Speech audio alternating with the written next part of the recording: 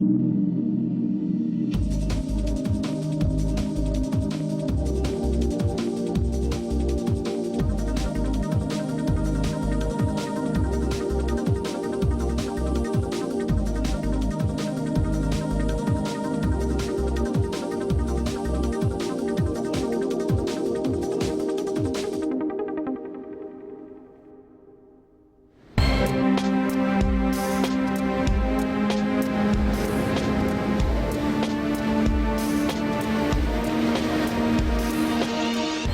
Rolex Sydney Hobart is a yachting classic. It's as much part of Christmas down under as the sunshine, barbecues and beaches. For 60 years, the day after Christmas is when thousands line the harbour to watch as hundreds of men and women set sail in what is now recognised as an icon of Australian adventure. What began as a race between mates has grown over the years to achieve pinnacle status in the world of offshore racing events. Sailing has grown with it. Lessons have been hard won, and advances in sea safety and communication have been drawn from the notorious battles fought off the southwest coast of Australia. Here, the strong currents through Bass Strait are confused further by Antarctic weather systems rising from the south. This sea has a reputation for testing man and machine to their limits. In last year's race, the 2003 winner, Scandia, was once again in front when they found out just how testing these waters can be. At about 1:47 in the morning, I was sitting at the chart table. We dropped off a huge wave. The boat leaned over very quickly, accompanied by a large sound of cracking carbon, and it was obviously something catastrophic had happened. Quickly opened up the keel casing, and it was clear that both rams had snapped in half. So things were okay for maybe 8 hours, and then the keel started to move. We have an emergency situation. The crew of Scandia are abandoning ship. Once safely ashore, skipper Grant Warrington immediately flew back out to find the stricken Scandia upturned, the keel gone. I wouldn't wish what happened to us on anybody. It's a tough race, it always is a tough race. Last year we said that our boat was bulletproof and it was very strong. It had done 30,000 miles and we ended up in the life raft. Undeterred by the near tragedy, Scandia has been completely rebuilt for this year's challenge. Yeah, we spent 4 months in the shed and about 25,000 man-hours fixing the boat up, and we think it's in far better shape. Certainly, it is in far better shape than it was last year, and we hope the improvements we've made to the boat are going to make it competitive with the new boats. New Zealand entry Konica Minolta also failed to finish last year. This Maxi does not have the swing keel, but she is well tested and back for a third attempt. The boat will be up with the top contenders, and skipper Stuart Thwaites has assembled a strong crew, including America's Cup helmsman Gavin Brady. Well, last year was very disappointing for us. We had about 150 miles to go to the finish with a 30-mile lead. We just had a freak wave, a very large wave, at a bad angle of the boat. And there's a mighty crash as we came down off the backside of the wave, and the boat started to split in half. So we, unfortunately, we had to make the toughest decision we've ever had to make in this race, is to pull out when we had the lead. AAPT, formerly known as Nicorette, was the first boat home in last year's race. At just over 28 metres, she's the smallest of the Maxis, but with a new rig, a youth crew full of enthusiasm and an intense refit, skipper Sean Langman is not prepared to be discounted. What we see behind us now is really last year's generation. The new Super Maxis are a much faster piece, so to try and bridge that gap, we've canted the keel from 30 degrees last year to 55 degrees this year. put a bigger mast on the boat, 2 metres taller, bigger mainsail and bigger spinnaker area. So even though we're the little brother of all the, or little sister I suppose I should say, of all the Super Maxis, we've souped the boat up significantly, and you know, really we're just hoping to hang in there, and we'll just see what unfolds. Alfa Romeo is the latest boat from the stable of New Zealander Neville Crichton. Launched just 5 months before race start, she's been dazzling the sailing world with speeds clocked well above 30 knots.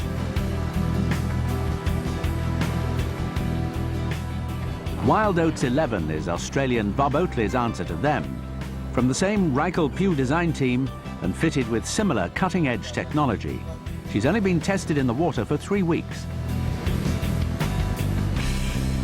While the race record and line honours are the main focus for the Maxi boats, the rest of the fleet have their eyes set firmly on the overall handicap victory, the Tattersall's Cup.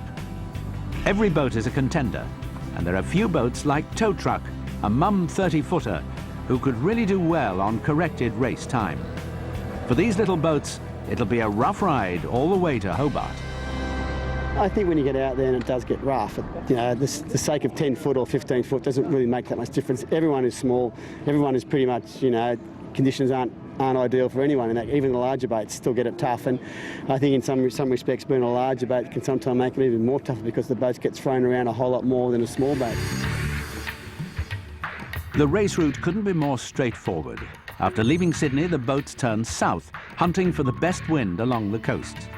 Bass Strait is always a tough slog before the final hurdle in the Derwent River, battling fickle winds to the finish line. The 1999 race record is 1 day, 19 hours, and a touch over 48 minutes. Built in 1977, the little 33-foot Berry Miller completed the race last year and kept going. She sailed all the way to England to race in the Rolex Fastnet race, then turned around and sailed all the way back. And we haven't finished the job yet. We've got the third bit is still to be done, and then we can finish. I can get my hair cut then. This remarkable little boat has safely delivered her 2-man crew through storms and mountainous seas, around Cape Horn on a 12-month circumnavigation, just to make it back to Sydney 6 days before the race start. There's a bit of clean-up work to be done, but the old girl will still be racing hard. Competitive is actually not about spending money, it's about attitude. But if you get an old boat like this and you set it up properly and you work it hard and you know, you drive it as hard as you possibly can, then you are competitive. When you think that, you know, the water outside was 5 degrees, and if you did go overboard in those conditions, I don't know how long you last, but I know it's not long. And yeah, you just want to put your arms around the boat at the end of a long voyage like that and say thank you. Thank you. With thoughts of a Christmas feast still fresh, the skippers and tacticians assemble to hear the latest weather briefing. Beautiful day outside, and really that's the weather we're expecting for the first 2 days of the race. So, Conditions are perfect for a good race start, but due to become lighter through the first night, the race record of just under 2 days is going to be tough. The marina outside the Cruising Yacht Club is jammed with crews and families making last-minute preparations. Food and provisions, perhaps some Christmas leftovers, all loaded aboard. Final sail choices are made based on the weather predictions. The boats are ready to cast off. next boat. Any items not required for racing will be sent by road to meet the crews at the finish in Hobart. Next boat. It's going to be a race between the trucks and yachts to see who gets there first. I think the luggage might beat us, but if we can ever get it in there. Next boat. Finally, it's farewell time. Most of the crew now keen to get off the dock. It's a time when apprehensions are overtaken by the excitement.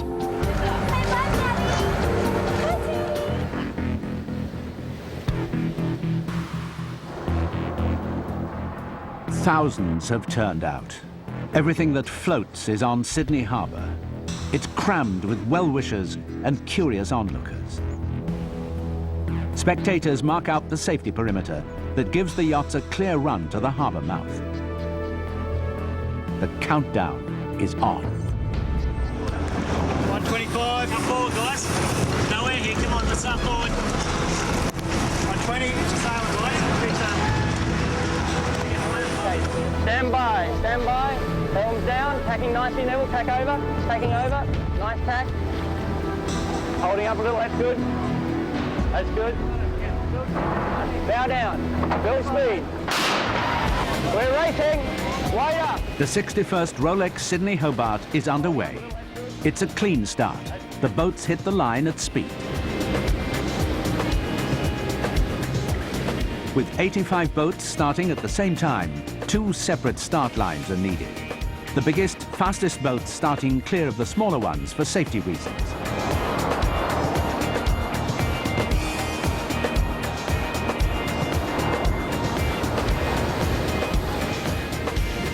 It's Wild Oats who are first off the line. World Match Racing champion Mark Richards has got the countdown perfect, and the Super Maxi is tearing down the harbour.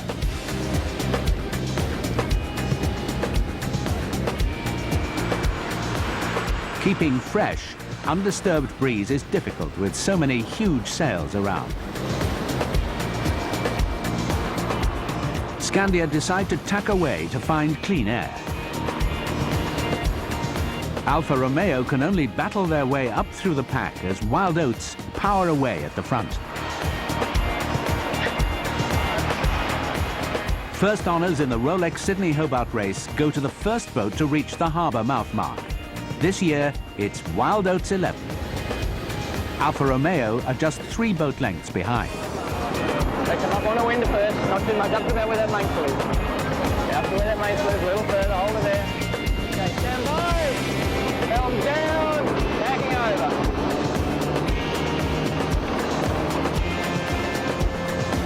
The rivalry between these 2 monster boats is now plain for all to see. Because both boats are so new, it's a rivalry that's only just moved from the boatyards to the water for the first time. These are the first of the modern generation that are really on top of everything. And the speeds that they're achieved since we've had them in the water are phenomenal. They've got bigger sails, they've got bigger headsails. Their spinnakers are about 40 metres bigger than us. They've got a little bit more stability because their keel is deeper. Other than that, the hulls are virtually identical. Yeah, they're 2 separate molds, so they're far from identical, really, when you get down to the very fine points. I think the boats are going to go in pretty close to level pegging, and whoever sails the better race and makes the least amount of mistakes will be the winner of the 2 boats. So the race is wide open, but we think we'll win. With a 44-metre standing mast and a 5.5-metre long keel that can pivot through 110 degrees in a matter of seconds, the boat designers need to have confidence in the incredible loads they're working with. On the keel pins, there's probably 250 tons on those pins. And these boats sail around with, 15 tons of headstay load. And the spinnakers on the bowsprit have probably got 6-7 tons of load on the luff of the sails. The 2 Super Maxis are already showing signs of superior speed. Many pundits have been wondering if the boats have the strength to keep all that power in check. The Rolex Sydney Hobart send-off is perhaps the most enthusiastic in offshore sailing. With the leaders now in open waters, the spectators enjoy the chance to view them close up. Back in the harbour, and the smaller boats are still battling their way through the churned-up waters. Every effort being made to get a nose in front of rival boats. Tow truck are picking their way up through the order. Berry Miller toward the tail end, comfortably dealing with the choppy waters. They've seen much worse than this. And the oldest boat, Ray White Kumalu, a familiar sight in this race. She won it in 1968. The fleet spread out down the coast. The leading group of Maxis have the largest swarm of spectators surrounding them, but everybody keeps well clear.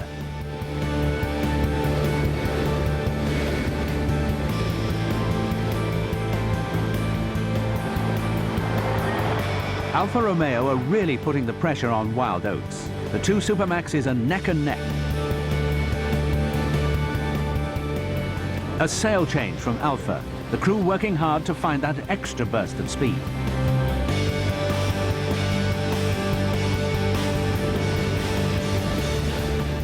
Neville Crichton has found room on the inside, heading toward Botany Bay. And finally, he finds a way through to take the lead.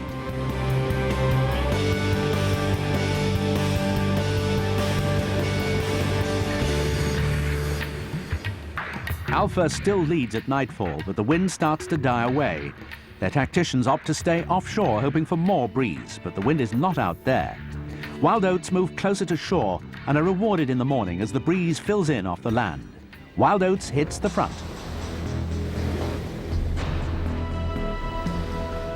Wild Oats have found 18 knots of good reaching breeze, and they speed towards Bass Strait. Behind them, Alfa Romeo can only watch the gap open up as they wait for the new breeze to reach them. Scandia are still keeping things close, but cannot make an impact on the two boats in front.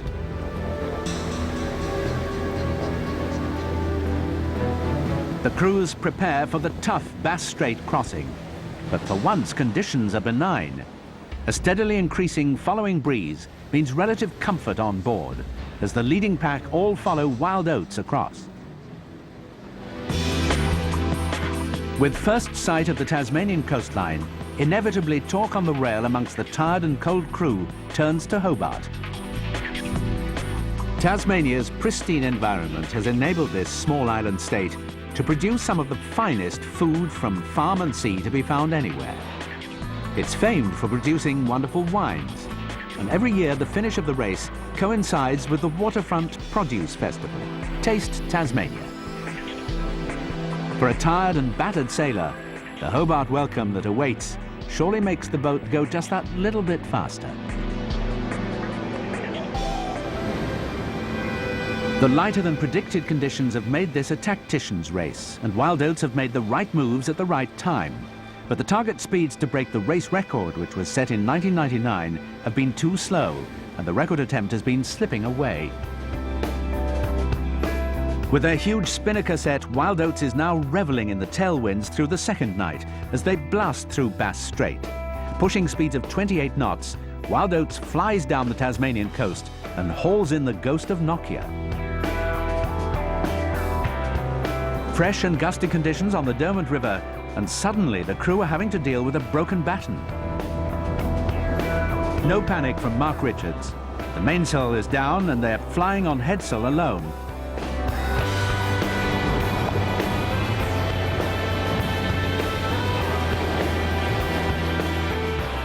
The welcome party of small boats are the escort all the way up the river toward Hobart.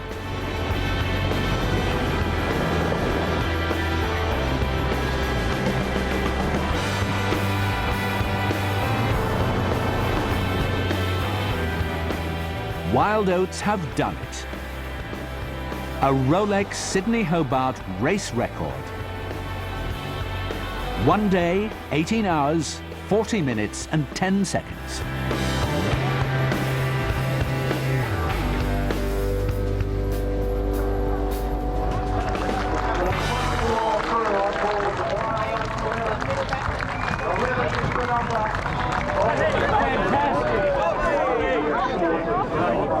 Look, I think we started a fantastic race. You know, I mean, the result clearly shows that. But yeah, it's pretty interesting. Ian Murray and David Dixon and Adrian Cullen had a game plan from day one, you know, from the start of the race, and we stuck to that plan. And Neville had a bit of an edge on us in the first few hours of sailing, and then once the nightfall came, we stuck to our guns and got the spinnakers up. And once that happened, we sort of, you know, disappeared.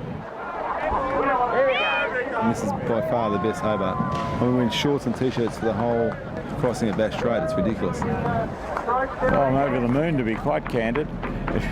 Not just happy. It's a dream, really, for this to have happened. And so many little things can go wrong that can destroy it.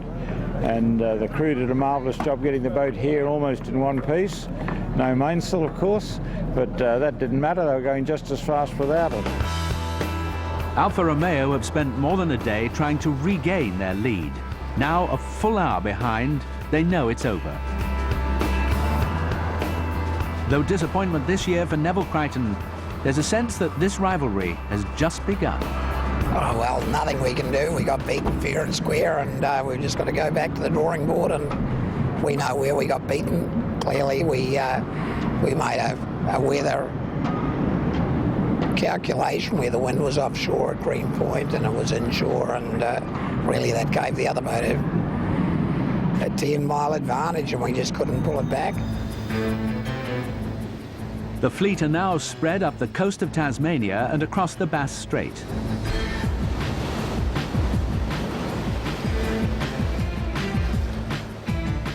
The smaller boats are having a wild ride as the wind builds to push them home. It's wet, it's fast, and the finish is not close enough.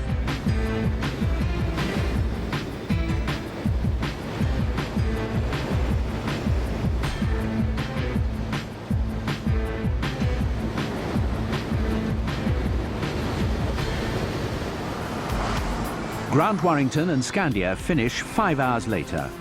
Though happy to have an incident-free race, the downwind conditions were not what they'd hoped for their rebuilt boat. Each year's different, and we'll be back here next year, and maybe the other guys won't be, but we had a great race and we're very happy with how the boat went. Stuart Thwaites is also happy to make the finish line this year as he brings Konica Minolta home in 4th. AAPT suffered the most damage of all the Maxis. Sean Langman's boom folded into an L shape. The Ute crew stabilised the problem and kept sailing to finish 5th. It didn't actually break in half completely. The reef lines kept it together, so we left it up during the night time, sorted it out in the morning. We didn't drop any boat speed when we broke it. We were still doing, we dropped a bit, but we were still doing 23 knots of boat speed with a broken boom.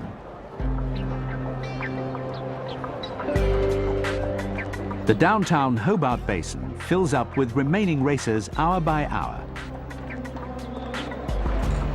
It's a warm, sheltered place for crew to finally step ashore and dry off.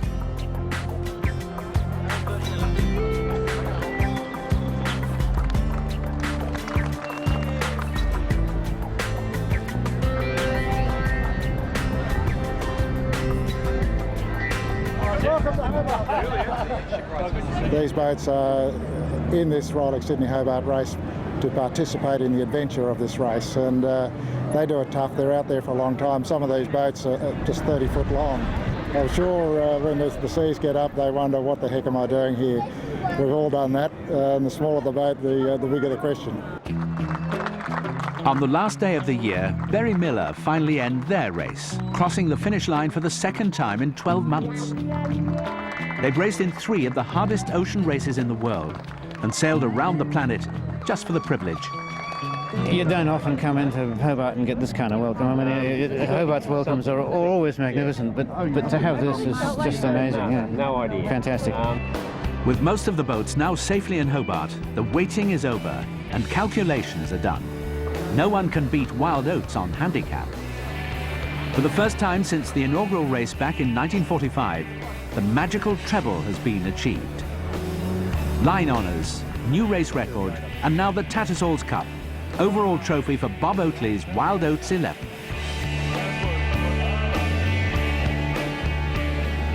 It seems certain that these 2 new generation Super Maxis will stamp their mark firmly on the world stage throughout the sailing season to come.